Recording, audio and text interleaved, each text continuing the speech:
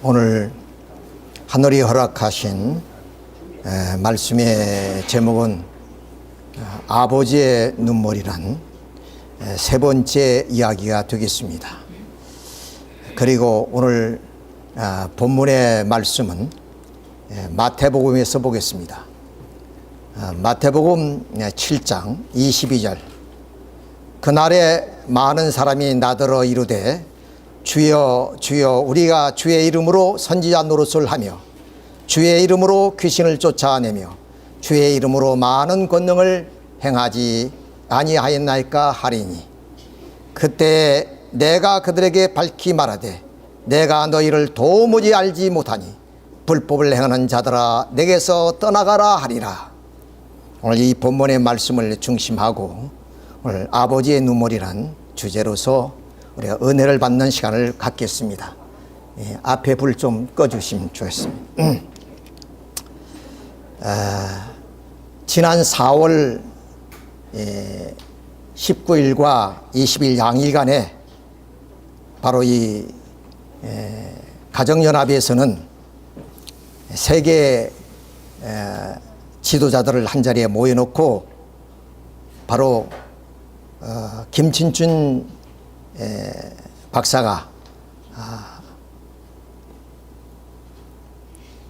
독생녀 어머니의 그런 하명을 받고 참 아버지의 그런 좀 존엄을 무시하고 또 멸시하고 깎아내리는 그런 교육을 했다고 합니다.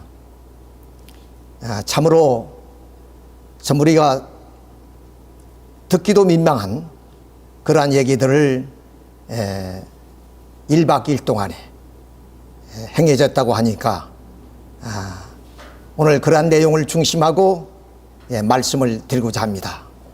우선 여기에 교육과 기도의 주제가 아버님께 붙어있는 부끄러운 꼬리를 떼내어 아버님을 해방하기 위함이고 독생녀의 진실을 밝혀 무언제 초림 독생녀의 위상과 가치를 만천하에 드러내야 한다는 것이라고 합니다. 참으로 참 가증스럽고 가관이 아닐 수가 없습니다. 아버님께 부끄러운 꼬리를 달고 다닌다는 뜻이고 그것을 이번 1박 2일 일정을 통해서 떼어내어 드린다는 것입니다. 그러니까 아버님은 이 부끄러운 꼬리로 말미암아 저 천상에 계시면서도 해방받지 못하고 계시다는 그런 뜻입니다. 그러니까 당시에 그런 지도자들이 정성을 기도를 드려서 아버님의 부끄러운 꼬리표를 떼어내리자, 그래서 아버님을 해방시켜 드리자 하는 하나의 내용이었다는 것입니다. 참으로 기가 막힌 일이 아닐 수가 없습니다만은, 자, 여기에 우리가 내용을 한번 자세히 살펴보도록 하겠습니다. 참부모의 꼬리가 있다는 것은 정말로 안타까운 일이다. 참부모에게 꼬리가 붙어 다닌다는 것은 너무나 안타까운 일이다. 그래서 이 내용을 지금 꼬리는 주로 아버님에 관계된 꼬리와 세상 사람들이 많이 주목하고 있는 내용입니다. 그래서 이 꼬리를 이제는 우리도 노력을 해야 되는데 아버님이 이 꼬리를 떼어내기 위해서 해방시켜 드리려고 노력을 해야 되지만은 영계에 계시는 아버님께서 좀 우리를 도와주시옵소서. 이렇게 하면은 그 아버님이 그 꼬리를 참부모의 꼬리 이것 좀 정리할 수 있겠습니까? 이걸 좀 여러분이 이번 특별 정성 기간에 기도를 하면서 몸부림쳐 달라 좀 외쳐서 내년에 새로운 시대가 열리는 1년 앞두고 좀 여러분이 정성껏 기도해서 아버님께 뭔가 좀 우리를 도와주시고 역사를 하시고 그래서 우리의 어려운 문제를 해결하는 데 좀 해달라고 간절히 얘기를 좀 하라는 그런 얘기를 하셨습니다. 즉 김진춘 이 박사가 바로 독생녀 어머니의 하명을 받고 독생녀 어머니가 이런 얘기를 했다는 겁니다. 그래서 독생녀를 만나야 재림 주님은 재림 사명은 예수님은 못한 것이 독생녀를 만나서 어린 양 잔치니까 하고자 했던 가장 중요한 것은 독생녀를 만나서 어린 양 잔치가 가장 중요한 내용인데, 그 차원에서 볼 때 독생녀의 본질, 어머니의 본질적 역할과 이상과 그 가치를 저는 아버님께서 그 당시에 좀 잘 하셨으면 좋았을 것을 텐데, 이 말은 무슨 말씀이냐면 독생녀 어머니가 바로 아버님이 이 땅에 독생녀 어머니가 메시아로 왔다, 원죄 없는 그런 어머니로 이 땅에 왔다, 이것을 아버님이 선포해 주셔야 되는데 그러지 못했다, 그 말입니다. 자, 아쉬움이 있다. 참 재림 입장에도 또 꼬리가 있는 그 아버님께서 초림에 꼬리가 없는 개성완성한 신부 입장에는 어머님이 이 아버님께 경배를 드린다는 것이 그게 원리에 맞는 것이냐, 그 얘기를 하셨어요.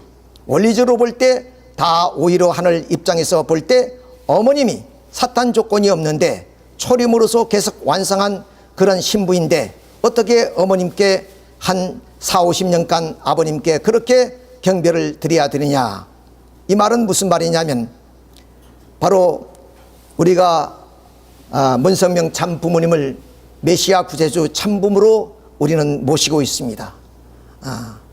그리고 한학자 어머니는 그 아버님에 의해서 간택되어서 성원 어린 양 잔치를 치르시고 이제 메시아 부인이 되고 또 인류의 참 어머니가 되었습니다.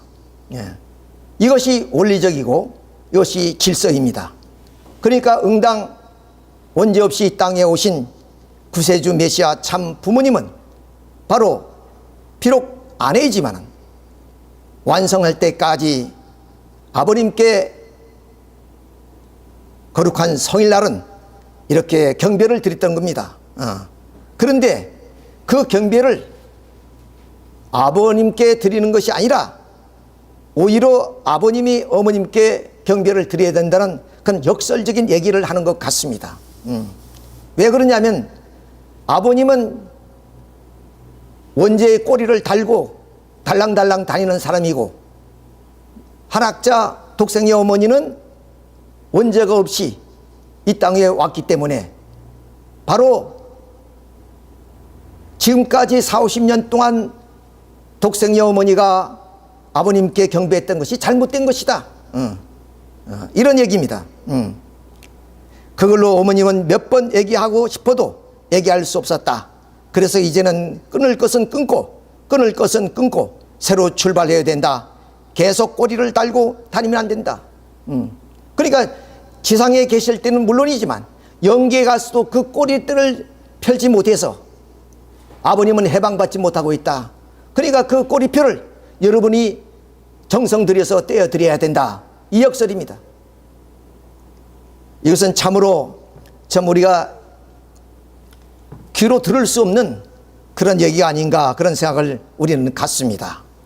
자, 바로 이 얘기입니다. 물론 이 장면은 참부모님이 성혼 때 행했던 그런 내용이지만은, 그러나 말씀드린 것처럼 매주마다 바로 이 땅에 구세주 메시아로 오신 참부모님께 자녀들은 물론이지만 바로 이 우주의 어머니로서의 그런 택함을 받고 메시아의 부인 되시는 한학자 어머니는 바로 참부모님께 경배를 드렸던 겁니다.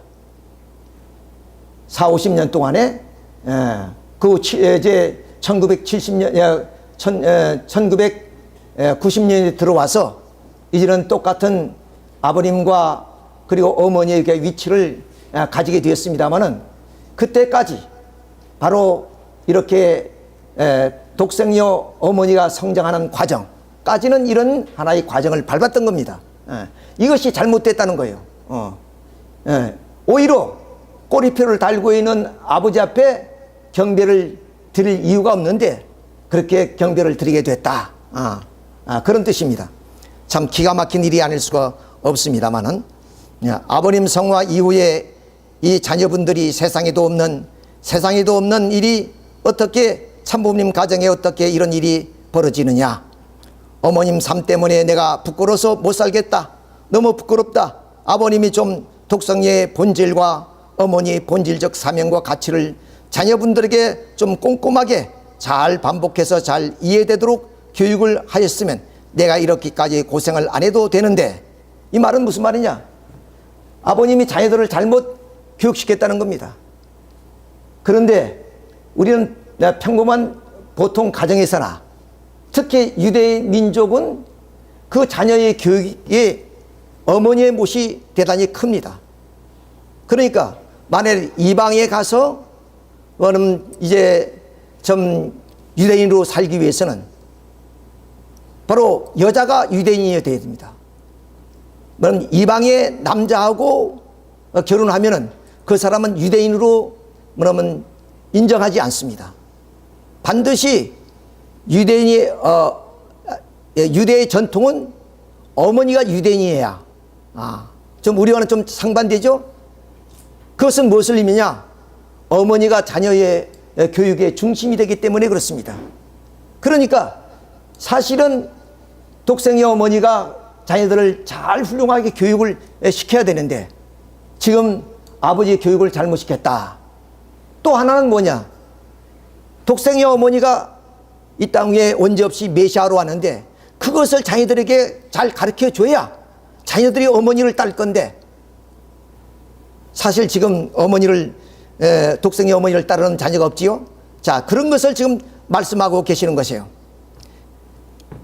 어머니의 본질적인 것을 가르쳐 줘야, 즉 어머니가 원죄 없이 이 땅 위에 메시아로 오신 그런 분이다. 아버지가 자녀들에게 그렇게 교육을 시켜야 된다는 거예요. 자, 그랬다면 어머니가 이렇게 고생을 하지 않을 텐데, 그리고 참부모의 꼬리가 있다는 것은 정말 안타까운 일이다. 참부모에게 꼬리가 붙어 다닌다는 것은 너무나 안타까운 일이다. 그 다음에 참부모가 꼬리를 달려가지고 어떻게 인류를 축복해주고 인류 천주 대가족을 얘기할 수 있겠느냐. 나도 너무 힘들다. 그러니까 아버지의 꼬리를 달아가지고 어떻게 이 수많은 축복 가정을 축복시켰으며 또한 인류의 구원을 위해서 인류 천추 대가족을 이룰 수 있겠느냐. 이것은 잘못돼도 한참 잘못된 것이다. 이렇게 지금 토라고 있습니다. 이것이 바로 독생의 어머니의 그런 김진춘 박사를 통해서 바로 지도자들에게 교육시키던 한 일부분입니다. 전체를 원하면 여러분에게 읽어드릴 수가 없어서, 그래서 이거에 대해서 진노하신 분이 많은 원로 선배들이 다 진노했지만 그 중에 특별히 우리의 큰 형님 되신 김영희 회장님께서 또 아버님의 3자녀 가운데 한 분이신 김영희 회장님께서 바로 하신 말씀입니다. 충격적인 것은 김진춘 시종 그가 어머니의 의도를 대변하고 전달하는 자세로 일관하고 있는 것이었습니다. 그 모든 비원리의 반섭리적 점철되어 있는 잡설들을 자기 개인의 신앙 고백으로 털어놓았다면 굳이 내가 이렇게까지 언급할 이유가 없습니다. 내가 이 내용을 듣고 또 녹취된 기록을 보니 내 속에 치미는 아버님의 지엄하신 음성을 도저히 억누를 수 없어서 이 글을 쓰게 되었습니다. 김춘춘 강의 내용 중 참부모님의 양이분에 관계되는 언급은 어느 것 하나도 아버님이 밝혀놓으신 원리와 말씀에 부합되는 것이 없을 정도로 사실과 진실을 왜곡하고 조작하는 잡탕입니다. 그 모든 것을 일일이 대꾸할 가치를 느끼지 않지만 그 중에서 가장 심대한 왜곡을 하고 있는 것 서너 가지만 언급하려고 합니다. 어머님께서 보실 때 김춘춘 박사가 얘기하는 재림 메시아의 사명을 계승받은 아버님의 입장이 원래대로 가셔야 되는데 참 그게 안타까움이 있다. 그렇기 때문에 그런 꼬리를 달고 있는 입장에서 1960년도 성혼 때 아버님의 신부를 결정하는 그 입장이 아니다. 그러니까 1960년에 성혼하셨는데 바로 아버님이 이렇게 주도해서 그런 좀 성혼을 할 그런 입장이 아니었다네. 왜? 죄의 꼬리를 달고 있는 그 사람이 이렇게 할 수 있느냐 그 말입니다. 여기에 김영희 회장님의 말씀입니다. 하나님의 재림 메시아로 탄광하신, 즉 하늘에서 내려오신 아버님이 아니고 예수님이 계승자로 세우신 아버님이 원리에 맞게 가시지 않았다. 그런 비원리적 꼬리를 달고 있는 아버님은 1960년 성혼 때 신부름을 간택하고 결정할 수 있는 자격자가 아니다. 요걸 해석한 겁니다. 김영희 회장님이 이렇게 얘기한 거라는 얘기예요. 자, 이렇게 애매하게 얘기한 것을 이렇게 반듯하게 이제 얘기했다 하고 이게 주장하고 있는 겁니다. 그리고 아버님께서 타락한 여성 중에 여인을 간택하고, 그리고 7년간 아버님께서 재림육교의 어머니를 교육하고 재창조한다고 우리가 지금까지 많은 교육을 받아왔어요. 이것이 아버님이 하신 말씀입니다. 이것이 원리적인 말씀입니다. 여기까지. 그런데 이 김춘준 박사는 독생의 어머니 말을 듣고 지금까지는 우리는 그렇게 알아왔어요. 그런데 어머니 말씀을 들어보니 그것이 아니라고 깨달았다는 거예요. 그러니까 지금까지 아버님 앞에 들어왔던 이 원리적인 내용은 그것은 뭐냐면 기만이었다, 거짓이었다. 지금 어머님이 말씀하고 있는 아버님의 죄의 꼬리표를 달고 다닌다는 그것이 좀 진실이고 참된 것이다. 이런 역설을 하고 있는 겁니다. 여기에 또 이 김영희 회장님이 여기에 좀 해석해 놓은 것이 뭐냐, 윗단락의 언급에 이어 벌어진 입을 다물 수가 없는 발언입니다. 그렇죠. 우리 이뿐 아니라 우리 모든 원로들이 이 말씀을 듣고 어떻게 차마 이것을 눈을 뜨고 우리가 들을 수 있습니까? 그러니까 아버님이 1960년 당시 그때 독생의 어머니는 17살이에요. 17살. 된 한학자 여성을 재림의 메시아의 신부로 선택 결정할 수 있는 자격이 없었는데 사실 그렇게 성혼식이 이루어졌다는 겁니다. 또 성혼 후에, 그러니까 이 아버님이 이 독생의 어머니와 결혼할 그런 입장이 아니었는데 결혼 후에 주었다는 겁니다. 또 성혼 후에 해와 곧 신부를 완성시키기 위한 7년 노정을 거쳐 1968년 1월 1일 하나님 나라를 선포하신 탄감복귀 섭리사는 완전 엉터리 무였다는 것을 권하고 있습니다. 그러니까 하나님의 아버님을 중심한 섭리가 완전히 엉터리다. 이것을 지금 독생의 어머니의 말씀을 받고 김춘준 박사가 지금 교육을 시키는 거예요. 그러니까 우리가 알기로는 참 아버님은 천일국 진성덕 황제 억조창생 만순군왕이라고 했습니다. 그렇게 우리는 떠높이고 높였던 그런 아버님의 위상이 바로 이 독생의 어머니로 말미암아 완전히 좀 이렇게 꼬리표를 달고 다니는 그러한 무식하고 그리고 아버지 하나님의 섭리에 위배되는 그런 일을 지금까지 저질러 왔다. 이런 나라의 말씀을 하시는 겁니다. 이런 내용은 김영희 회장님께서 이 김춘준 박사의 강의를 듣고 그야말로 아까 말씀드렸죠. 언급에 이어 벌어진 입을 다물 수 없을 그런 발언이라고 이제 그렇게 말씀하시는데, 그래서 이 김영희 회장님께서 섭리의 진실이라는 책을 폈습니다. 그래서 지금 날개도듯이 팔리고 있고 또 많은 식구들이 보고 있습니다만은 참 과간이 아닐 수가 없습니다. 이걸 어떻게 우리가 표현해야 될지 참으로 좀 우리 좀 그 동료로서 이렇게 아버님을 위상을 깎아내린다는 것은 도저히 있을 수 없는 그런 일이라는 것을 말씀드릴 수 있습니다. 그리고 지난 11월 30일 바로 김명대라는 이 사람이 바로 전라북도 화순교에 가서 그 순진하고 아무것도 모르는 그런 식구들, 그리고 무비판죄로 받아들이는 정말로 순종을 미도로 삼고 그렇게 하늘 앞에 정성을 들였던 그런 어린 식구들 앞에 뭐냐면 더 충격적인 얘기를 하는 거예요. 더 충격적인 얘기. 자, 이 내용이 그렇습니다. 아버님은 말씀을 잘 들으세요. 그러니까 아버님 말씀 잘 들으라, 자기 말씀 잘 들으라는 겁니다. 잘못하면 상처받습니다. 아버님 말씀 95%가 참 참 말씀이 아닙니다. 지금 문선명 말씀 선집이 약 600여 권이 돼 있고 무슨 미처 편집 못한 것들이 많이 있습니다만은 일단 책자로 나온 것이 600여 권이 있습니다. 그리고 아버님 살아생전에 8대 교조의 교본이라고 해서 내놓는 그런 책이 있습니다. 이런 책의 모든 내용이 95%가 가짜라는 거예요. 여러분 어떻게 생각합니까? 이것이 과연 우리 뜻길을 걸어온 우리 선배고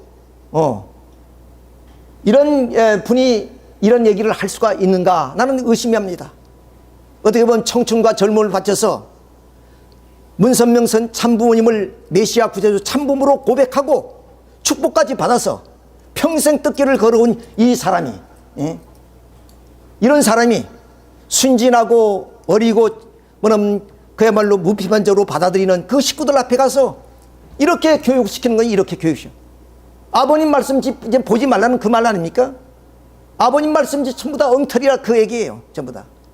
이런 천인공돌 일이 어디 있냐.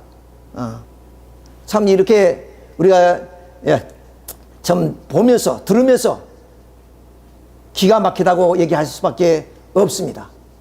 또 아버님 원죄 문제도 중요한 이야기입니다. 아까 아버님의 꼬리표 달고 있다는 것이 이 말입니다. 어머님 말씀 이야기가 들었죠? 왜 아버님 형제들은 다 원죄가 있는데 왜 아버님은 원죄가 없어? 그러니까 독생의 어머니는 당신은 무원죄로 탄생했고 인류의 구세주 메시아 참부모로 오신 그 문선명 선생은 원죄를 가지고 왔다 이거 말이에요. 원죄를 타고 나왔다. 그 말은 뭐냐? 메시아 자격이 없는 사람이다 이거 말이죠. 메시아라면 원죄 없이 이 땅에 와서 인류를 구원하실 분이 메시아인데 원죄를 있는 그런 사람이 어떻게 메시아가 될 수 있느냐? 한마디로 그런 얘기입니다. 자, 그런데 이 얘기를 하니까 많은 식구들이 정말로 좀 어리둥절하죠. 듣도 보도 못한 얘기가 들리니까. 그래서 많은 문제가 생겼습니다. 그런데 지금 이 김명대라는 사람이 얘기하는 거냐?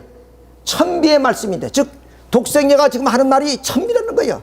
지금까지 감춰졌던 그 얘기, 아버님도 밝히지 못한 그 말씀을 지금 독생녀가 하고 있는 그 말씀은 하늘의 천비였다는 거예요. 천비. 예? 천비 말씀인데 취소될 수 있나요? 어머니 하신 말씀을 취소할 수 있느냐 그 말입니다. 어머니 말씀 답이 다음에 하자. 그러니까 지금까지 끌어왔다는 거예요. 그때 일찍이 해야 되는데 이제 이렇게 늦게 됐다. 이런 말씀입니다. 자, 그래서 어머니가 원죄 없는 분이 원죄 있는 아버지를 선택했어요. 그래서 1960년 3월 16일 날 성혼식을 했지요. 성혼식으로 접붙였죠. 그러니까 원죄 있는 아버지가 원죄 없는 17살 딸이 독생녀 어머니와 성혼식을 해주었다는 겁니다. 해주었다는 거예요. 자, 그러니까 이렇게 해줌으로 인해서 어떻게 되냐? 어머니의 성혼을 하면 그날 그 시에 아버님이 원죄를 벗겨가지고 메시아가 된다고 말입니다. 여기도 원죄를 가지고 태어난 아버님은 곧 원죄 없이 태어난 독생자를 만나서 원죄를 청산받아야 되는 것이다. 이것이 독생녀 어머니 하는 주장입니다. 그러니까 전혀 원례도 맞지 않고 섭례도 있을 수 없는 그런 일들을 지금 단행하는 거고 있는 것입니다. 자, 그런 역할을 지금 좀 선배로 하는 이런 김명대 씨가 지금 외치고 있는 거예요. 그 순박한 어린 시골의 그 식구들을 위해서에게 만일에 이런 말이 참말이라면 우리 같은 사람, 선배들 앞에 당당히 나와서 얘기해야 되는 거 아닙니까? 선배들한테는 그 얘기를 못하니까 저 시골에 가서 그야말로 아무것도 모르고 무표본적으로 받아들이는, 더구나 시골에는 우리 외국의 식구들이 많습니다. 국제 결혼했기 때문에. 그런 사람들이 뭘 알겠어요? 거기 가서 얘기를 하는 거예요. 얼마나 비열합니까? 만일에 이것이 천비고 이것이 원리적이라면 그야말로 대중을 앞에다 놓고, 그렇죠? 원로 선배들, 기라성 같은 그런 선배들 앞에다 놓고 어머니의 천비다 해서 이 얘기를 해야 되는 거 아니에요? 비열나게 저 시골 교회에 가서 그것도 몰래. 자, 이런 분이 문선명 참부모님을 따라 일생을 따라온 사람이라고 우리가 어찌 할 수 있습니까? 아버님은 구세주 메시아 재림주로 택함을 받았어요. 태어나기 전에 택함을 받았어요. 태어나기 전에 택함을 받은 사람은 아버님뿐만 아니에요. 그러니까 독생녀 어머니가 아버님을 구세주 메시아로 택해 주시는데 그 택할 때 아버님만이 아니다는 거예요. 그런 택함을 받을 수 있는 후보자, 예를 들어서 그 당시에 나온몽 장로, 박태선 장로, 양도천 이런 사람들이 한 10명쯤 된다는 거예요. 그 10명 가운데 17살짜리, 근데 고등학교 2학년, 이 2학년이 40세 난 아버님을 선택했다는 거예요. 여러분 상상이나 해보십시오. 그게 가능한 것이냐?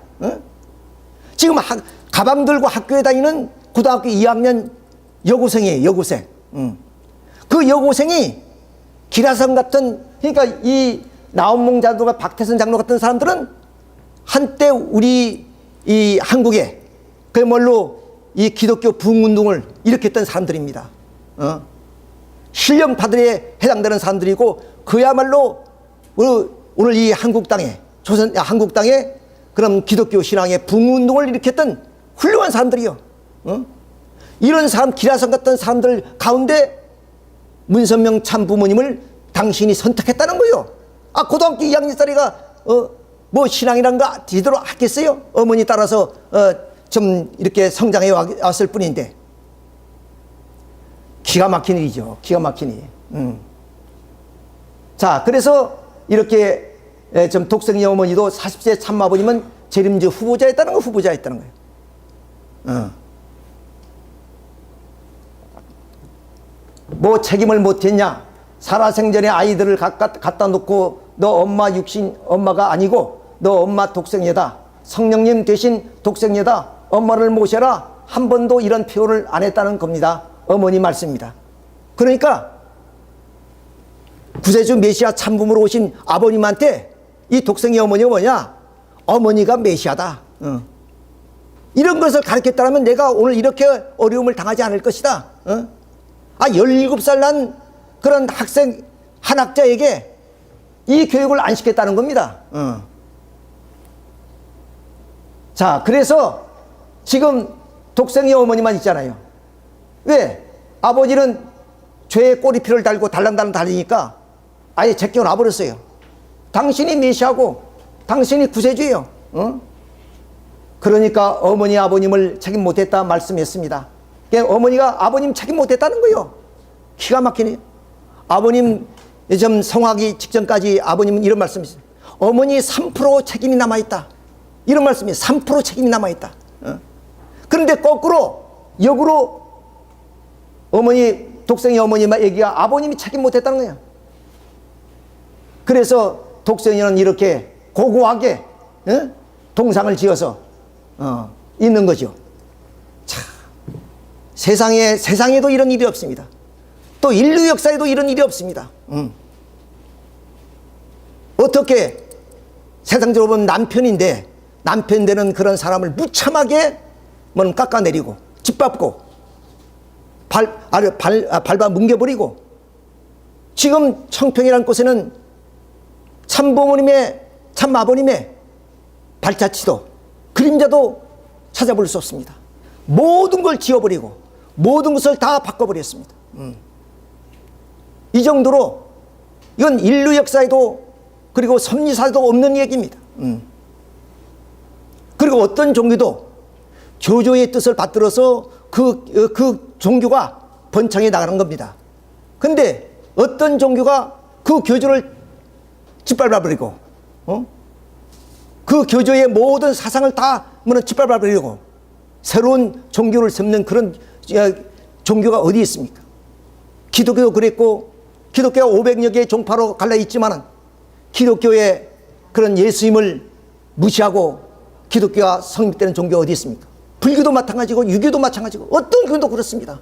근데 여기는 아예 그 메시아 부인 되시는 독생녀 어머니가 자기 세상적으로 남편 되시고 인류의 구세주 메시아 참부모를 완전히 깎아내리고 그야말로 죄의 꼬리표를 달고 다녔기 때문에 네가 창피해서 못 다니겠다, 그 말씀입니다. 그러니까 너희들이 좀 정성 들여서 그 꼬리표를 좀 떼자고. 천인공노할 얘기를 지금 하고 있습니다. 이런 분들이 우리의 선배라고 자처에서 나서고 있다는 사실을 생각할 때 참으로 참 가관이 아닐 수 없고 입이 벌려져서 담을 수가 없습니다. 자, 그러면 이런 내용들을 이제 원리적 측면에서 자세히 한번 말씀을 드리겠습니다.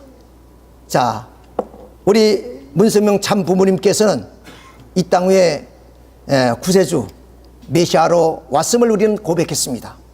그리고 그분의 축복을 받고 축복 가정을 이루고 또 이 땅 위에 천국을 이룩하기 위해서 우리가 애쓰고 힘쓰고 있습니다.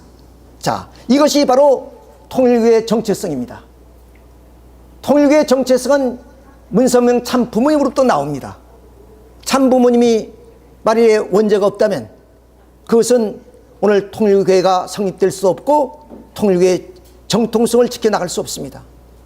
자, 이런 입장에서 오늘 독생녀 어머니를 받들고 있는 사람들 가운데는 아버님의 원죄에 대한 의심을 갖는 사람이 많습니다. 과연 무원죄로 오셨느냐? 독생녀 어머니 말대로 원죄를 가지고 왔느냐? 일찍이 아버님께서는 이런 것을 뭐 있을까 봐서 하신 말씀이 있습니다. 그 말씀 한번 잠시 봅시다. 나는 어렸을 때부터 하늘이 가르쳐 줬어요. 핏줄이 정상적인가 아닌가를 안 물어봤겠나? 말도 말라고 해요. 말도 말라고. 내가 물어보는데 말도 말라고 하늘이 그랬는데 하늘이 책임진다는 그것을 꿈에도 생각 안 하면서, 즉 뭐냐면 하나님께 아버님이 부름을 받아서 이제 섭리의 길을 걸었을 때 아버님 메시아는 원죄가 없어야 되는데 정말 내가 원죄 없이 태어났을까? 그런 생각 안 해봤겠습니까? 그게 물어봤다는 거예요. 물어봤더니 하나님 말씀하시는 말도 말라. 그건 질문이라고 하나 그 말입니다. 이럴 때 무슨 말입니까? 너무나 당연한 얘기를 할 때 하는 말이 말도 말라는 말이죠. 그걸 말이라고 하느냐? 그렇지 않으면 네가 어떻게 메시아가 될 수 있느냐? 그 말씀입니다. 이렇게 아버님께서는 물론 이 부분만 아니고 많은 부분에서 당신이 구세주 메시아로서의 원죄 없이 인류의 참부모로 오셨다는 것을 말씀하고 계십니다마는, 아무튼 이렇게 구세주 메시아로 이 땅에 오셔서 또 메시아가 이 땅에 와서 선포해야 될 것이 뭐냐? 인류를 구해내야 되기 때문에 인류의 구원할 수 있는 원리가 필요합니다. 수많은 종교가 구도의 길을 가는 것은 뭡니까? 진리를 찾기 위한 겁니다. 그러면 이 땅 위에 인류를 구원할 구세주 메시아로 온다면 그 진리를 찾아오셔야 되는 겁니다. 문선명 참 아버님은 이렇게 원리를 찾아서 세계에 선포한 겁니다. 그것이 원리 강론이고 또 600권이 넘는 문선명 선생님 말씀 선집에 수록되어 있다는 것을 우리는 아주 잘 알고 있습니다. 자, 이러면 이제 문선명 참 부모님께서는 이렇게 원죄 없이 이 땅에 출생해서 메시아로서 이 땅에 오셔서 인류 구원을 하기 위해서는 먼저 참부모의 자리로 올라가셔야 됩니다. 그러면 참부모를 자리에 서려기 위해서는 바로 이 메시아로서의 그런 어머니를 맞이해야 되는 것이기 때문에 그 어머니를 맞이하는 그 내용을 보면은 독생자는 독생녀를 찾아야 됩니다. 그러니까 하늘에서 내려오는 것이 아니라 우리 참부모님께서 바로 독생녀를 찾아야 되는 거예요. 독생녀를 이 타락한 세계에서 그래서 찾아서 뭐하냐? 길러야 된다는 겁니다. 아까 말씀드렸죠. 독생녀 어머니가 아버님께 경배를 드리는 것은 성장하는 과정이에요. 완성할 때까지. 예. 자, 이것이 아버님의 말씀입니다. 또 독생자는 태어났지만 독생녀는 없습니다. 왜? 해와는 타락했기 때문에 사탄 세계에서 찾아야 돼요. 그러니까 아까 말씀처럼 이 참 부모님께서는 이 땅에 오셔서 이런 말씀을 다 찾아 세우시고 그 다음에 타락한 세계에서 후해와로서 어머니로서의 찾아 세워야 될 여인상입니다. 자, 그러면 이 최초의 그런 아버님이 선택한 분이 최성길 여사라는 분입니다. 이분의 아드님도 계시지만은, 자, 그런데 왜 이분과 맺어지지 못했느냐? 여기에 우리는 로마서 9장 15절에 너희가 원함으로도 아니요 다른 박제를 함으로 말미암도 아니다 이거. 즉 쉽게 말하면 내가 메시아로부터 간택받는 것은 내가 원해서 되는 것도 아니고 내가 다른 박제를 해서 선택되지려고 노력해서 되지는 것이 아니다. 하늘이 다 예지하고 예정해 주신다 그 말입니다. 그것이 로마서 8장 29절부터 30절입니다. 자, 우리 참부모님께서는 바로 이 땅에 구세주 메시아로 오셨기 때문에 누가 그럼 메시아의 부인으로서 인류의 그러면 어머니로서의 적격인가 한 것을 아십니다. 자, 그래서 그분을 정하십니다. 그렇죠? 정하시고 부르신단 말이에요. 이제 혼인이 되지 않겠습니까? 이렇게 부르신다는 것은 혼인해서 그 다음 어떻습니까? 그 뭐냐면 여인은 뭐냐면 의름을 입어서 메시아의 부인이 되고 뭐냐면 인류의 참 어머니가 돼서 영화를 누리게 되는 겁니다. 자, 그런데 여기서 우리가 말씀드리는 내용이 뭐냐? 이렇게 부름을 받았다고 해서 뭐냐면 의롭고 영화를 받는 건 절대 아닙니다. 그 자신에게 책임 분담이 있습니다. 뭐냐면 그런 메시아의 부인으로서의 어떤 인격이라든가 그런 어떠한 지식이라든가 또는 그런 나라의 믿음이라든가 이런 나라의 자신의 책임을 다할 때만이 가능한 겁니다. 그러면 그 책임을 어느 정도 하느냐? 바로 참부모님께서 정하시고 부르실 때는 것인 95%입니다. 그 책임이. 그러니까 참부모님이 책임을 다해서 그런 여성을 찾는 거예요. 찾는 것이 95%예요. 그러면 그 찾아진 여성이 부름을 받으면 몇 프로를 해야 되냐? 5%의 책임만 하게 되면 메시아의 부인이 되고 인류의 참 부모가 되는 겁니다. 참 어머니가 되는 겁니다. 자, 그렇기 때문에 누구든지 이렇게 뭐냐면 부름을 받았다고 해서 메시아의 부인이 되는 것이 아니라 책임을 다해야 된다 그 말입니다. 그래서 아까 최성길 여사께서 책임을 못해서 결국에 좀 이혼을 하게 됐고, 그 다음 김명희 여사입니다. 두 번째 간택된 사람이 김명희인데 이분도 결국에 책임을 다하지 못했어요. 그래서 세 번째 간택된 사람이 바로 한학자 여사입니다. 이때가 바로 고등학교 2학년, 바로 이 나이에 40세 난 참아버님과 성혼식을 했단 말입니다.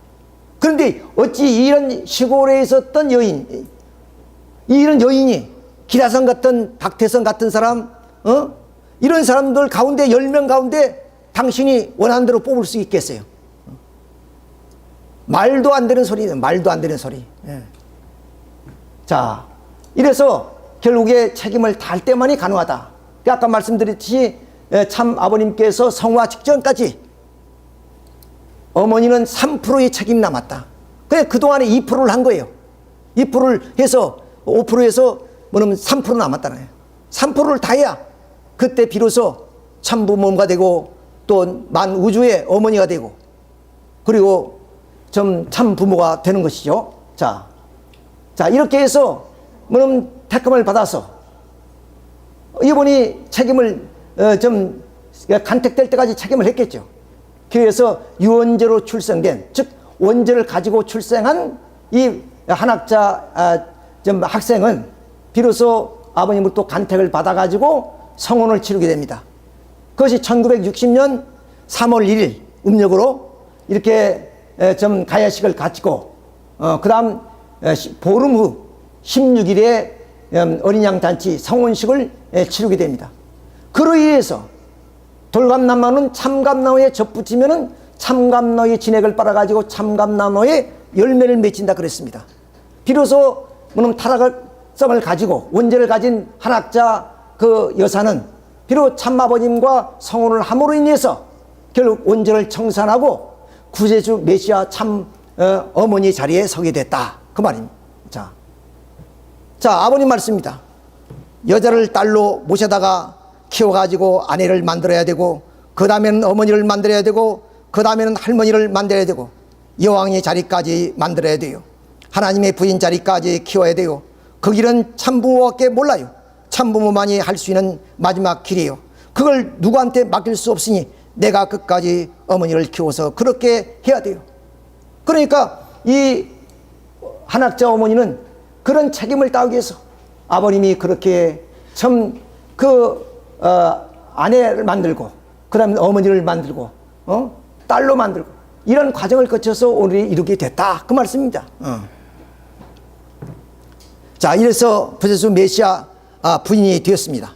이로 인해서 결국 이 한학자 당시 학생은 참부모님과 성혼함으로 해서 인류의 부모가 되시고, 그로 해서 축복가정이 탄생하고 참 자녀님들이 탄생하게 됐습니다. 이것이 바로 통일 논리에서 가리키는 원리적 내용이고 하나님의 섭리적 내용입니다. 오늘 많은 가연에 있는 사람들은 우리를 가리켜서 비원리적 단체라고 합니다. 이것을 우리는 지향하고자 하는 것이 오늘 우리 세계 평화 통일 성전의 그런 지향하는 목적이고 바람입니다. 또 이광림 문영진 회장을 중심으로 해서 이 원리를 그대로 지키려 하는 겁니다. 이 전형을 그대로 지켜나가자는 겁니다. 자, 그런데 바로 참아버님이 성화 이후에 이 한학자 어머니가 변심을 합니다. 그래서 독생녀를 붓고 납니다. 아니, 독생녀란 게 어떻게 따지면 독생녀니까 처녀 총각 때 얘기입니다. 그런데 지금 할머니가 되는데도 독생녀를 부르시고 나온 거예요. 이것은 독생자의 상대적 개념으로서의 독생녀가 아니라 이 독생녀의 그런 숨겨진 뜻이 있단 말이에요. 그것이 간단하게 말씀드리면 나는 원죄 없이 출생했다. 반면에 아버님은 원죄를 가지고 태어났다. 이건 거꾸로 완전히 섭리적 얘기를 하고 있는 겁니다. 내가 원죄 없이 태어났고 아버님은 원죄를 가지고 태어났다. 자, 이 얘기를 2016년 12월 30일 날 430가정 이상의 원로 사모님들에게 이 말씀을 합니다. 나는 성혼 후에 원죄 없는 게 아니고 성혼 전부터 아버님 원죄를 갖고 태어났다.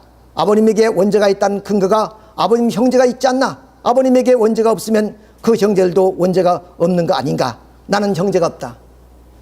당신은 3대 동료라 그럽니다. 그러니까 원죄가 없다는 거예요. 3대 동료면 원죄가 없습니까? 그런 여성들이 이 지구상에 얼마나 많겠습니까? 그럼 그 사람들이 다 메시아고 원죄 없는 메시아가 되는 거 아니겠습니까? 3대 동료로 태어나서 난 원죄가 없다.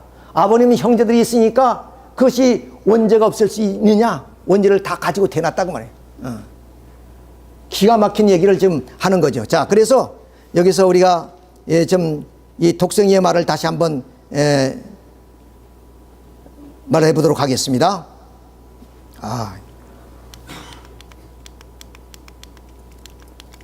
왜 이렇게 그런지 모르네.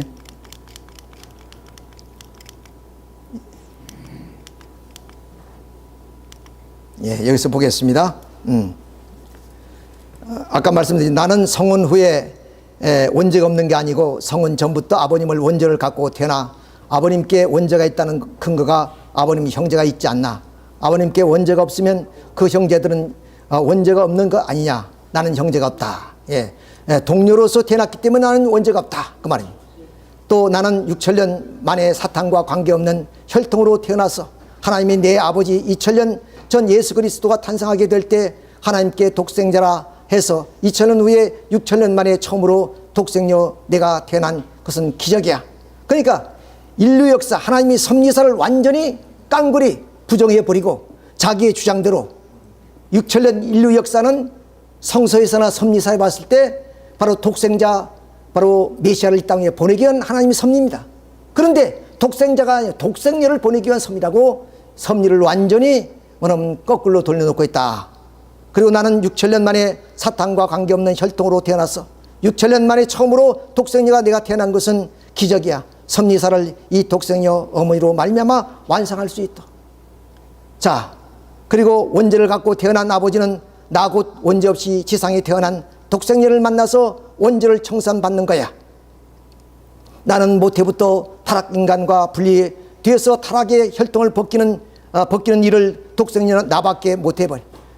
아버님은 예수님을 만나 당신이 이루지 못한 사명을 맡아주세요. 그렇게 스위치된 거야. 독생자가 될 수가 없다 말이야.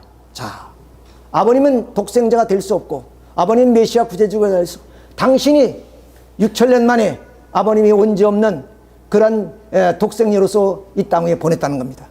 자, 그럼 하나님이 이 땅 위에 독생자 메시아를 보내는 이유가 뭡니까? 인간이 마귀 사탄에 의해서 타락함으로 인해서 사탄 마귀 자식이 되어버렸습니다.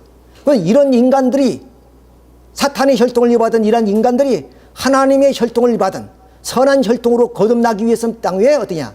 돌감람나무는 참감람나무에 접붙여야 참감나무 열매를 맺을 수 있는 것처럼 바로 이 혈통을 벗기 위해서는 독생자가 이 땅에 하나님의 참사랑의 씨를 가지고 와서 바로 거듭나게 하는 중생의 역사를 해줘야만이 인류 구원이 이루어지는 겁니다.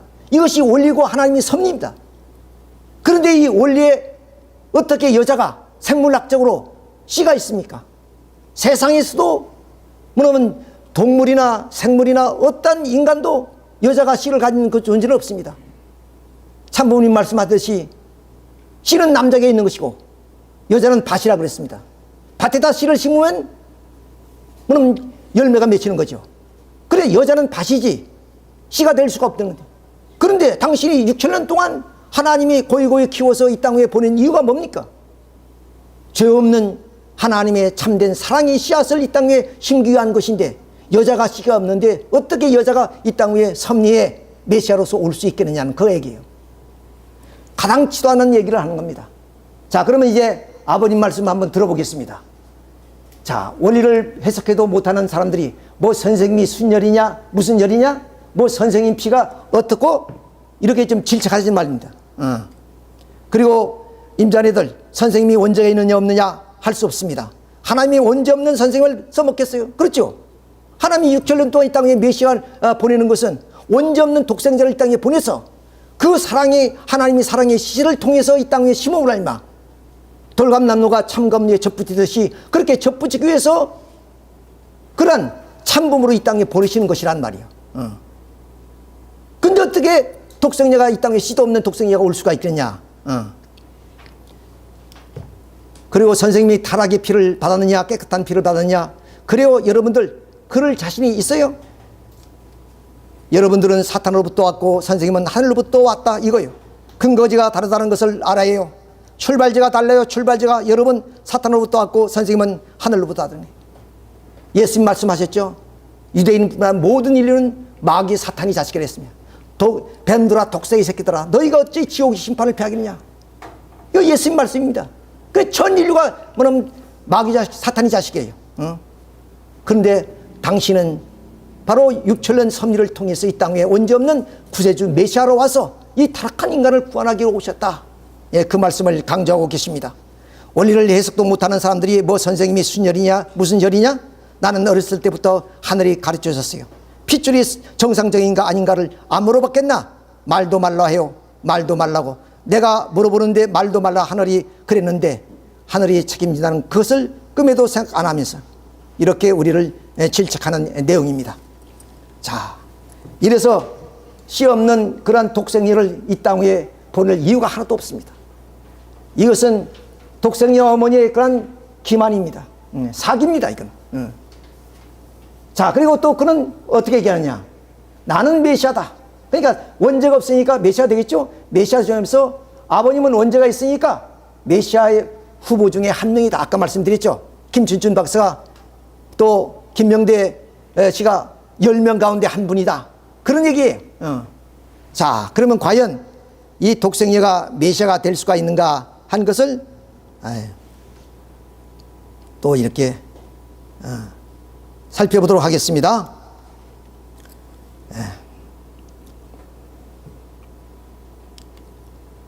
자, 사수의 참 아버님은 재림주 후보였다. 그럼 아까 말씀드렸듯이 뭐 박태선, 나훈몽 장로 이런 분들이라고 하는데 그분들이 사진이 없어서 내가 이렇게 사진을 한번 간추려 봤습니다. 이분은 박태선 장로예요, 그러면. 자, 그럼 이런 분들 가운데 10명 가운데 아버님이 한 후보였고, 그래서 17살 난 한학자 학생이 아버님 40대 난 아버님을 선택했다. 이게 설득력이 있습니까? 아니, 설득력보다 이걸 말할 수 있는 이야기예요. 말도 안 되는 소리예요. 그리고 물론 노골적으로 아버지는 독생자 아니야, 메시아 아니다 그 말입니다. 그래서 아버지 메시아가 아니고 내가 메시아다라고 교육시켜라. 그래 교육시키는 거예요 이것이. 그러니까 완전히 사탄이 노릇하는 겁니다. 완전히 하나님의 말씀과 아버님 말씀과 섭리를 완전히 깡그리 뒤엎어버리고 바로 이 씨도 없는 독생녀가 자기가 메시아라는 겁니다. 아까 말씀드린 하나님이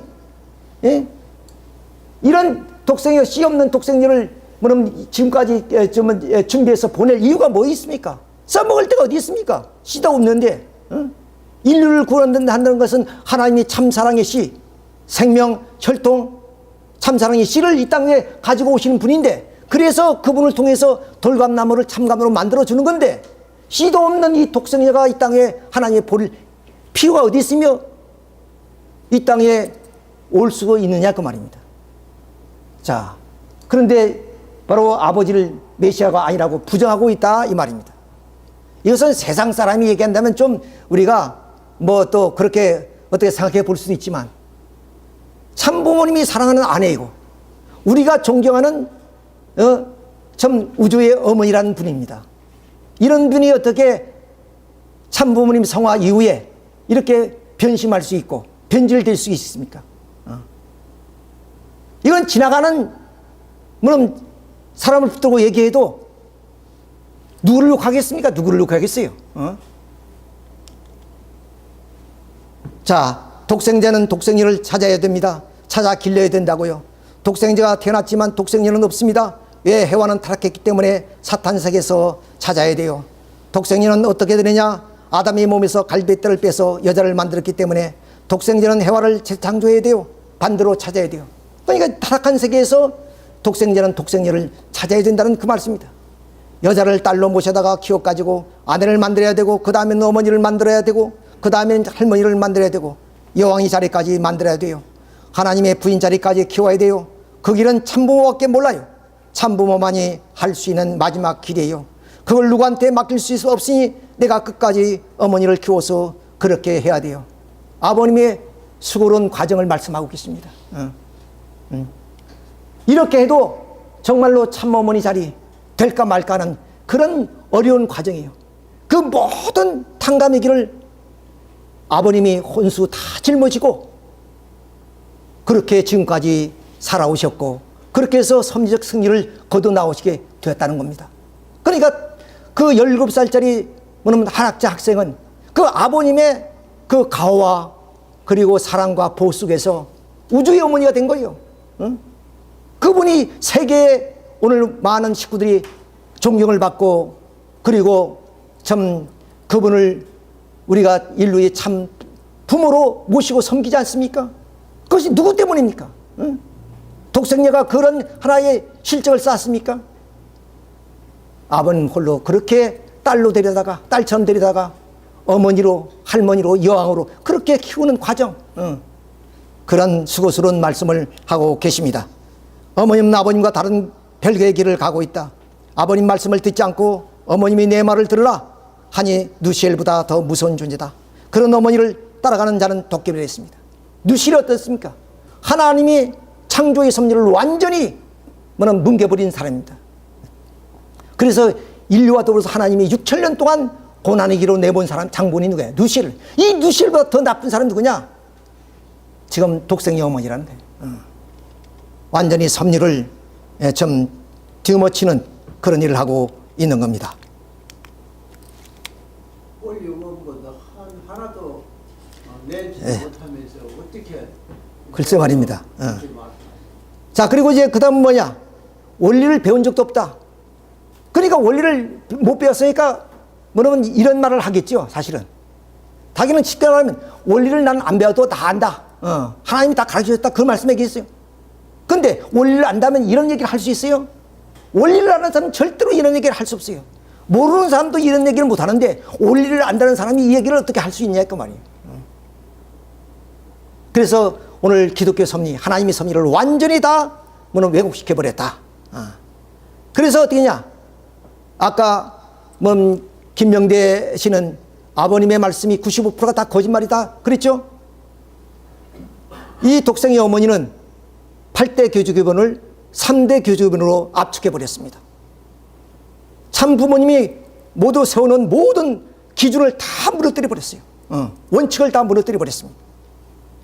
자, 이걸 한번 우리가 보고 다음으로 넘어가서 마치도록 하겠습니다.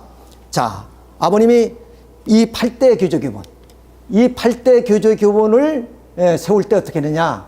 당신이 재림주 메시아니까 땅땅땅 이거 8대 교주이다 이렇게 한 것이 아니라 당신이 말씀에 의하면 바로 하나님께 보고했다는 거예요. 하나님께. 그래서 하나님의 허락을 받아가지고 이것을 최종 뭐냐면 8대 교제교본으로 삼았다는 겁니다. 이만큼 엄중한 것이고 또 인류에게 주시는 이런 위대한 하나의 사상이요 말씀이기 때문에 소리할 수 없는 거 아니겠습니까?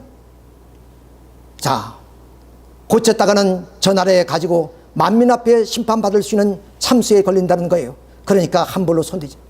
그래서 지금 독생의 어머니는 모든 것을 다 이제 들리는 소리라면 600여 권을 20권으로 지금 압축해서 20권, 20권 정도만 만든다는 거예요.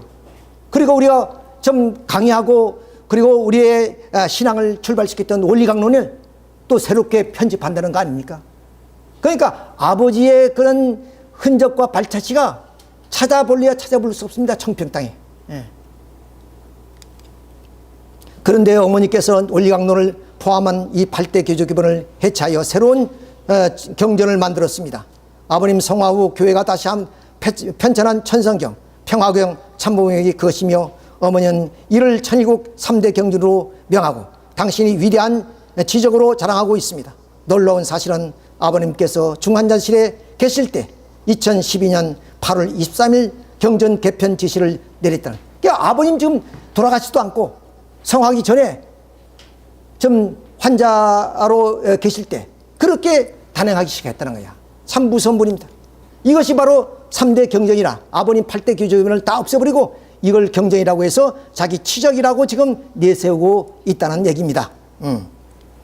자, 그럼 과연 이것이 이것이 비올로직이다. 이것이 비올로직이다. 아까 이거 전에는 원리적이지만 이것이 이런 사람들이 어떠냐? 아버님은 메시아가 아니고 뭐는 독생녀 어머니가 메시아다. 아버님은 메시아 가운데 한 후보였다. 이것이 원리라는 거예요, 자기들이. 이것이 원리라는 거예요, 이것이. 이런 엉터리 원리가 어디 있습니까? 이것이 오늘 교육자들이, 오늘 교권 세력이 이걸 식구들에게 무비판적으로 받아들이는 식구들 얼마나 착한지 몰라요. 얼마나 순진지 몰라요. 요새 가연에서는 헌금을 많이 강조합니다. 헌금을 100만 원 내라. 그럼 100만 원 내고 정말로 기가 막힌 사람들이요. 지금 가연에서는 100만 원을 1구자로 해서 몇 구자씩 이렇게 좀 헌금하는 모양입니다만은 얼마나 참 순진하고 순종해왔던 그런 식구들 앞에 이런 얘기를 지금 하고 있다는. 그러니까 아까 말씀드린 저 시골교회 그리고 또 외국에서 온 그런 신부들 그런 분들은 뭐 알겠습니까? 그걸 받아들이는 거죠. 자, 그러면 이제 아버님 성화하셨기 때문에 그 대신자, 상수자, 후계자가 누구냐? 우리는 말할 필요 없이 문영진 회장이십니다. 아버님 살아생전에 바로 이렇게 좀 통일교 세계회장 그리고 통일교 한국회장 또 통일교 천북공교회 그러니까 서울의 제일 큰 교회가 천북공교회인데 그 교회 목회를 했습니다. 아버님의 좀 자녀 가운데 이렇게 목회 현장에 나와서 목회를 한 자녀는 아무도 없습니다. 자, 이런 나라에 좀 또 아버님께서 이분을 대신자, 상수자, 후계자로 축복을 다 해주었어요.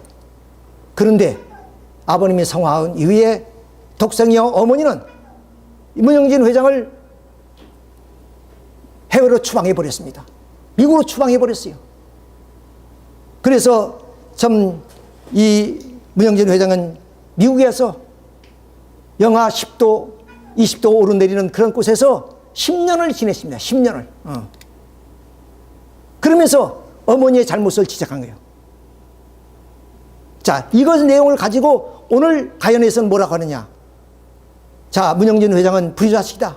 이런 불효자의 프레임을 씌워가지고 페르나로 몰아가고 있는 거예요. 자, 그럼 여기서 나 하나의 예를 들겠습니다. 예수님이 어머니 마리아가 예수님이 혼인잔치 집에서 술이 떨어졌다 그러니까 예수님이 어머니 앞에 면전 앞에서 여인이여 이 잔치가 나와 무슨 상관이 있습니까? 자기 어머니를 여인이라 한단 말이에요. 동네의 어떤 아주머니로 취급하는 거예요. 이것이 바로 불효자 습관입니까? 그러나 섭리사에서나 그리고 기독교 어떤 좀 신앙에서 예수님을 불효자로 한 사람 아무도 없습니다. 또 하나는 예수님 제자들이 예수님과 함께 말씀을 나누는데 예수님 어머니가 찾아왔습니다. 그래 제자가 선생님 모친이 오셨습니다. 그랬더니 누가 내 모친이고 내가 누가 내 형제냐? 하나님 뜻과 하는 자가 내가 형제고 어머니다 그 말이에요. 그러니까 예수님은 어떤 입장이냐? 마리아 어머니는 육신의 혈육을 가지고 인정을 가지고 예수님을 대했던 거예요. 근데 예수님은 당신은 그런 혈육의 육신의 혈육의 그런 자녀가 아니라 하나님이 자녀다. 천정을 중심으로 해서 천륜의 뜻을 중심하고 이 땅 위에 오신 그런 독생자 메시아 구세주였단 말이에요. 근데 어머니는 임의로 대했습니다. 그런 어머니는 내 어머니가 아니다는 거예요. 천정을 중심해서 맺은 형제자매, 맺은 그 어머니라는 내가 진정은 내 어머니다. 마찬가지로 문영진 회장도 뭐냐? 어머니가 지금 아버님과 전혀 다른 원리의 비원리적인 길을 가고 있으니까 어머니 그러면 안 됩니다. 교회가 분열합니다. 교회가 분열될 거 아니겠습니까? 이렇게만 아니고 아버님 뜻을 따라야 됩니다. 아니야, 내가 메시아야. 나를 따르면 내 모든 권세를 다 주겠다. 그런 유혹을 했던 겁니다. 그래서 문영진 회장이 어머니 말을 안 들었기 때문에 내쫓아 버린 거예요. 그래서 아버님이 문영진 회장에게 대신자, 상수자, 후계자의 모든 이것이 독생의 행패입니다. 그런데 오늘 그것을 잘못 알고 있는 식구들은 그야말로 문영진 회장이 불효자라고 페르나라고 그렇게 얘기하고 있는 겁니다. 자, 이걸 우리가 불효자를 할 수 있습니까? 천정을 중심으로 살고 있는 문영진 회장 그리고 예수님이었습니다. 그런데 마리아는 인정을 중심으로 해서 자기 자식으로 생각했단 말이에요. 효자 중에 효자가 바로 문영진 회장입니다. 먼저 가신 아버님의 뜻을 받들어서 그 아버지의 뜻을 이 땅 위에 완전히 다 세우기 위해서 불철주의와 그런 정성과 지성을 다 하는데 어머님은 전혀 다른 그런 하나의 참 비올리직 입장이 있기 때문에 어머니를 질타하는 겁니다. 바벨론 음녀라고. 그렇지 않습니까? 지금 독생의 어머니가 저지러 놓은 그 일이 한두 가지로 우리가 말할 수 있습니까? 입에 담을 수 없는 그런 얘기들을 지금 하고 있는 거예요. 앞으로 역사가 심판하겠지만 말입니다. 자, 어째서 참가정의 제일 막내 아들인 제가 이 역할을 하는 겁니까? 이 일을 제가 하고 싶어서 한다? 내가 얼마나 어려운 줄 아십니까? 이 말씀입니다. 그렇잖아요. 형님들도 다 계시고 원로 선비 다 있는데 이건 누구 하나 바르게 얘기하는 사람 없습니다. 독생의 횡포 막는 데도 없고 아버님을 깎아내리고 아버님을 죄에 꼬리를 달고 다닌다고 해도 누구 하나 반기를 드는 사람이 없습니다. 그래도 어린 막내가 나설 수밖에 없다는 그런 말씀이에요. 사실 그렇습니다. 기라상 같은 원래 선배들이 이 시대에 누구도 나타나지 않았어요. 자, 그러면 참 아버님께서 문영진 회장에게 후계자, 상수자, 대신자로서 세우는 장면을 한번 보겠습니다. 자, 이렇게 해서 문영진 회장을 대신자, 상수자, 후계자로 세웠단 말이에요. 후계자로 세웠습니다. 당신이 후계자로. 그리고 아버님이 이 땅에 원죄로 없이 이 땅에 오셔서 찾아세운 것이 말씀 아닙니까? 금과 옥조 같은 말씀. 그 말씀을 상속해 주었습니다. 말씀까지 다. 그러니까 축복권과 말씀권. 이것이 메시아가 갖는 최고의 권위적인 내용입니다. 축복권, 인류를 구하고 인류를 심판하는 그런 하나의 권한, 하나님으로부터 받은 거 아니겠습니까? 그것을 바로 문영진 회장에게 상속해 주셨다. 그리고 당신이 참 자기 생명을 걸고 찾아세운 말씀, 그 말씀까지 전부 다 이렇게 참 상속해 주신 거예요. 그래 누가 이분이 대신자, 상수자, 후계자 아니라고 할 수가 있겠습니까? 천하가 다 알고 있는 일이. 우리도 그런 자리에 참석했고 원래 전부들이 다 그 자리에 참석해서 박수치면서 우리가 축하하지 않았습니까? 자, 아버님 말씀입니다. 7년간 매일 새벽 2시 이 어린 문영진 회장이 7년간 스님들이 수도하는 그런 생활처럼 2시에 일어나서 그렇게 전 명상과 기도로서의 수행을 했다는 겁니다. 특별히 아버님이 질문을 많이 했었고 또 7개국 이상의 언어를 구사하는 분입니다. 또 불교 등 각종 종교를 깊이 연구하고 공부했습니다. 하버드 심리학 비종교학 석사를 받으신 분이거든요. 그리고 스님들과 함께 수도의 길도 걸으셨습니다. 머리를 깎아가지고 앞으로 많은 사람들이 길러나기 힘들고 본다. 명령계통은 한 계통으로 간다. 그러니까 대신자 상수가 후계자로 세웠으니까 문영진 회장을 중심으로 해서 모든 명령체계 모든 지시와 명령이 좀 일사불란하게 이루어져야 된다는 그 말씀입니다. 신령 체험이나 모든 면에 있어서 형제님 수준을 넘어설 지도자가 없다. 길에서 어떤 선배들이 있지만 과연 막내 아드님인 문영진 회장님을 따라갈 수 있는 사람이 있느냐 그 말입니다. 그야말로 그건 좀 해박한 어떤 성서적인 지식, 하나님의 섭리사에 대한 그런 인지하는 내용, 그리고 우리가 좀 느낄 수 없는 그런 영적인 하나의 세계, 이런 두루 모든 것을 갖춘 그런 지도자다. 아버님이 인정하고 계신 거예요. 내가 하던 대신들을 맡기도록 하겠다. 그래서 대신자, 상수자, 후계자로서 세우셨습니다. 그래서 아까 그런 하나의 축복식을 거행했던 것입니다. 자, 그러면 우리는 이제 섭리적인 내용을 말씀드리고 마치겠습니다만, 하나님이 그런 중심인물, 예를 들어서 구세주를 보낸다든가 이 땅 위에 어떤 선지자로 보내는 때는 반드시 하나님이 아시고 전지전능하시니까 어떤 분이 좀 그런 능력을 가졌는가 이것을 아시고 부르신단 말이에요. 자, 그럼 그 지도자로서의 부르심을 받는 사람은 어떤 사람이냐? 자, 받는 과정을 보겠습니다. 이스라엘 민족이 가나안 땅에서 돌아온 이후에, 애굽 땅에서 돌아온 이후에 나라가 없었습니다. 400년 동안 부족 국가를 이루다가 그야말로 선지자 사무엘이 하나님 말씀에 의해서 이 사울에게 기름을 부어서 왕으로 삼습니다. 이것이 이스라엘 민족 초대왕 사울 왕입니다. 이렇게 왕을 삼을 때 이스라엘 민족은 반드시 머리 위에 기름을 부었어요. 그래서 왕을 삼는 겁니다. 그냥 왕이 권력 가지고 왕을 찬탈하고 힘이 있다고 왕이 되는 거 압니다. 아무리 힘이 있더라도 부름을 받아서 뭐냐면 기름 부음을 받지 못하면 왕이 될 수가 없어요. 그런데 이분이 하나님한테 순종하지 못해요.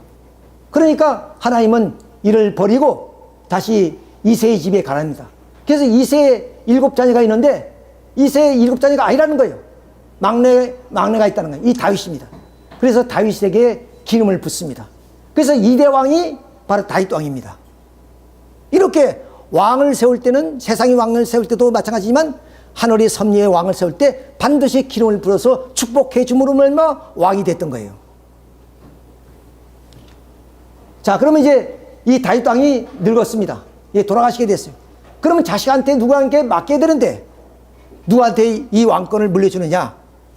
자, 암논, 다니엘, 압살롬 다 죽었습니다. 다 죽었어요. 그래서 이제 다윗 왕의 왕위를 계승받을 1순위가 아도니아입니다. 아도니아예요. 그런데 이제 다윗 왕이 내일 모레 하니까 이 아도니아가 이젠 다음은 내 차례구나 해서 여기에 좀 장군들 그런 여러 문관 백배들을 다 불러가지고 잔치를 합니다. 내가 이제 계승자가 내가 왕이 될 것이다. 그러니까 이 솔로몬이 지금 막내요. 어린 솔로몬의 어머니 바세바가 바로 다윗에 가서 일찍이 왕권을 솔로몬에게 넘겨주기로 하지 않았습니까? 지금 아도니아가 왕이 된다고 저렇게 잔치를 하고 있습니다. 그러니까 다윗 왕이 바로 이 제사장에게 실록에 가서 바로 기름 부음을 받도록 하라. 이래서 지금 기름 붓고 있는 거예요. 지금 왕으로서 삼는 겁니다. 제사장이 이렇게 사독 제사장이죠. 그 사독 제사장이 이 솔로몬에게 기름을 부어서 왕의 나귀를 타고 이제는 돌아오는 거예요. 그때야 이 아도니아가 뭐냐면 왕이 솔로몬이 됐다는 것을 알고 와서 왕 앞에 무릎을 꿇습니다. 그러니까 왕은 아무나 되는 건 아니에요. 반드시 하늘이 축복해 주는 자, 기름 부은 자만이 그런 왕이 되는 겁니다. 자, 그러면 아버님이 낳은 자녀 가운데 남자분들이 7분인데 7분 가운데 막내가 문영진 회장입니다. 아버님은 문영진 회장을 선택했어요. 이건 어쩔 수 없습니다. 뭐 누가 잘났다, 누가 그야말로 사기력이 있다, 누가 엄전이 좋다, 이건 문제가 아니에요. 아버님이 누가 그에게 축복해 주느냐, 그것이 중요한 거죠. 자, 그러면서 이제 제 아들에게 이제 당신이 뜻을 말씀합니다. 그러면 교회를 우리 형진이한테 맡겨야 되겠나, 누구한테 맡겨야 되겠나? 윤정로 잘하고 계십니다. 그 다음 저기 천도교 양반도 우리 형진이 알아? 예, 좋아요. 예, 유정에게 예, 다 좋아한 거야. 그럼 앞으로 세계적인 책임을 맡길까? 한국 책임자 맡길까? 물어보는 거야. 못할 일 없지. 선생님은 27살 때부터 평양에 가더라도 이름난 목사들 들어 넘기고 했는데 지금 몇 살이야? 우리 형진이 28쯤 됐지? 30이 됐나? 그럼 오늘 날짜로 전생 앞에 바로 세계회장, 대신자 상속자 세운다. 이렇게 천명하는, 이렇게 해서 바로 상속을 해 주신 거예요. 그렇기 때문에 여기에 부모님 모든 것을 전해주고 싶은 가운데 먼저 전해주고 싶은 게 뭐냐면 말씀입니다. 역사적인 말씀, 부모님이 사랑하던 말씀, 부모님이 중심 잡고 하나님이 소명했던 말씀, 그 말씀은 말씀들이 말씀이 아니고 말씀이 핵으로부터 실제로부터 그 다음에 형성 대상권까지 연결되는 하나님이 바라던 소원의 말씀, 부모님의 소원의 기준을 중심 삼고 실천하던 말씀, 이 말씀은 대신자가 되려고 그 말씀을 전해주는 거예요.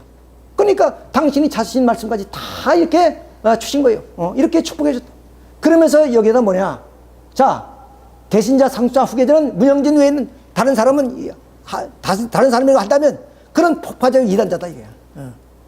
오직 대신자 상속자 후계자는 문영진이다. 이렇게 못을 딱 받고 사인을 딱 해놨습니다. 이렇게 사인을 다 해놨어요. 이렇게. 그러니까 이건 망고 불변의 그런 이야기입니다. 누구도 이것을 거슬릴 수 없습니다. 하늘 땅이 뒤어만 쳐도 이것은 바꿀 수가 없는 그런 사실입니다. 자, 이렇게 해서 문영진 회장님은 바로 우리의 이장님이 되시고 또 아버님 후계자가 되셔서 앞으로 섭리를 이끌어 가실 것이고 또한 인류의 참 부모 되시는 참 부모님의 그런 뜻을 이루어 나가시는 분이 되겠다. 그러므로 문영진 외에는 누구든지 대신자라는 사람, 후계자라는 사람은 폭파자요, 이단자라는 사실을 아버님 서명을 통해서 우리는 똑똑히 아까 보았고 알고 있습니다. 그래서 우리는 이 몸이 죽고 100번 고쳐도 우리 이장님을 모시고 우리가 천상에 갈 때까지 우리의 힘과 뜻과 마음을 다하여 섬길 것을 여러분과 다시 한번 다짐하면서 오늘의 말씀을 마치도록 하겠습니다. 여러분 수고하셨습니다. 예.